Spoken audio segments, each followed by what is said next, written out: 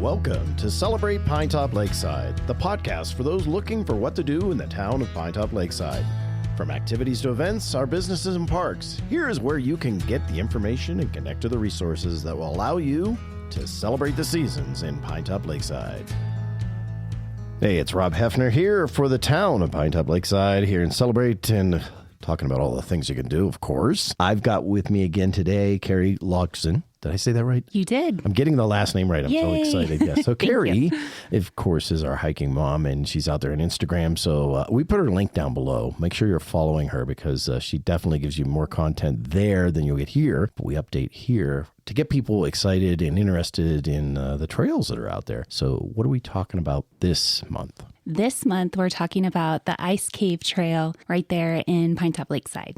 Yeah, and that's a fun one. A lot of people talk about it. So why don't we talk about the trail, and then we'll talk specifically about the cave when we get there. Okay. So you can get to this trail by turning onto Porter Mountain Road, and the trailhead parking is just right after the first roundabout across from the Humane Society. And so there is limited parking, so you might have to, like I've seen vehicles like lining the whole side of the road. I prefer to go like early morning or like during one of the meal times. It seems to be less busy then. This trail is, it's an out and back trail, not a loop trail. Okay. So I mainly hike to the ice cave because that's the funnest part for me. And so it's about 2 miles there and then 2 miles back. So total trip of 4 miles. And then if you were to do the whole trail all the way to the Blue Ridge Connector, it would be 3.5 miles there and then the 3.5 miles back to your car. So it could be a decent hike. I guess, yeah. Yeah. So if you have the time, it's definitely beautiful. And when you park and get out of your car, you just walk along and you're kind of like, okay, when am I going to get there? Because it's rocky and not much going on as far as like what you're viewing as far as the landscape. You'll pass Porter Mountain Stables on the right. And then it's like suddenly like it just opens up to this beautiful green meadow with Rocky Mountain irises that are blooming right now. And you'll see Porter Creek right there. And so that's really beautiful first view on the trail. And then you'll walk through the forest a little bit and then you actually do cross the trail. So make sure you wear shoes that don't get easily wet because you definitely don't want to get blisters. And then just a little bit farther is Scott's Reservoir. And so that's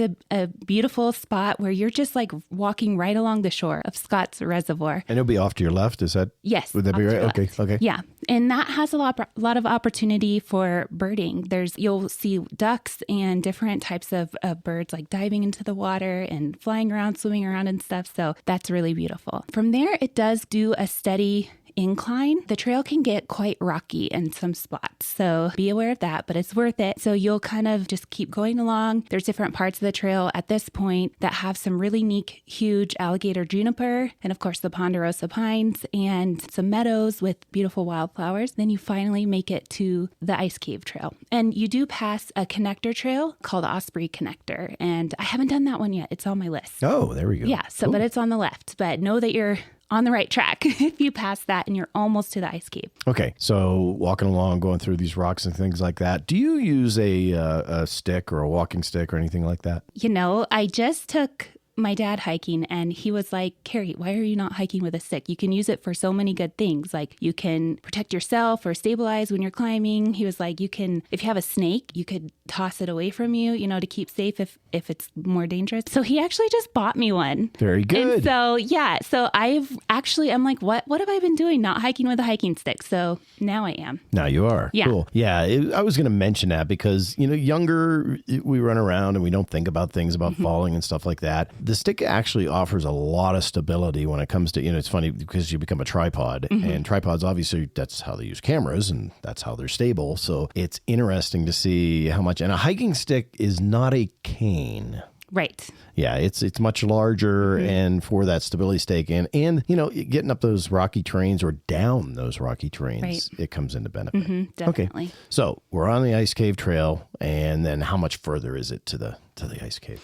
Well, it's only 2 miles one way to get there. Okay. But there's so much to see along the way. That's why I love the trail. It sounds like there's so much going on. It's a long ways, but really it's only about 2 miles in. Okay. So we get to the Ice Cave and can we go in? Unfortunately, right now it's fenced in and it's locked with a chain and a padlock. Okay. So you can kind of tell people might have dug underneath the fence, probably to trespass. Right. But I just encourage everyone to respect what the U.S. Forest Service has decided as far as to keep it safe and preserve it. Okay, you've been in there before, though, right? I have. I've been there when it wasn't. And what's it look like? Locked up. When you're standing at the front of it, really, it's kind of like, really, there's a cave in here because at first it just looks like a hole in the ground. But when you can get close, you immediately feel that really cool air, like almost like a freezer door or a refrigerator door is open and it's like blowing towards you. It's a really neat experience. Cool. And it smells like a cave. You get all the senses involved, which is what I love about hiking. And so it is pretty steep to climb down inside of it, and it's really dark.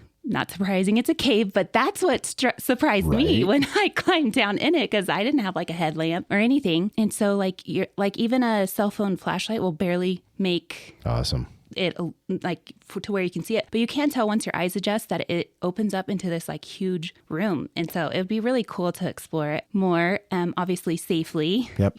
So maybe we'll reach out to the United States Forest Service to find out why it's closed. I can speculate it has to do with liability and safety. Mm-hmm. Yeah, and maybe the preservation of the cave itself. Yeah. So then we basically just turn around and go back, and it's everything you described in reverse. Yeah, exactly. And actually, the hike back to your car is easier than the hike to the Ice Cave Trail. So you're downhill. Right. You're going downhill steadily, and it just seemed to go quicker. So, awesome. Yeah. Cool. So, Kari, anything else you want to remind people of things coming up or the fact that it's summer or maybe it's crowded? I would say just reminding people to leave no trace, be respectful, pick up your trash and your snacks. As I've been out hiking more this summer, I've noticed that there's a lot of animal dog poop. Oh, yeah. You got to pick up after your pets, folks. Yes.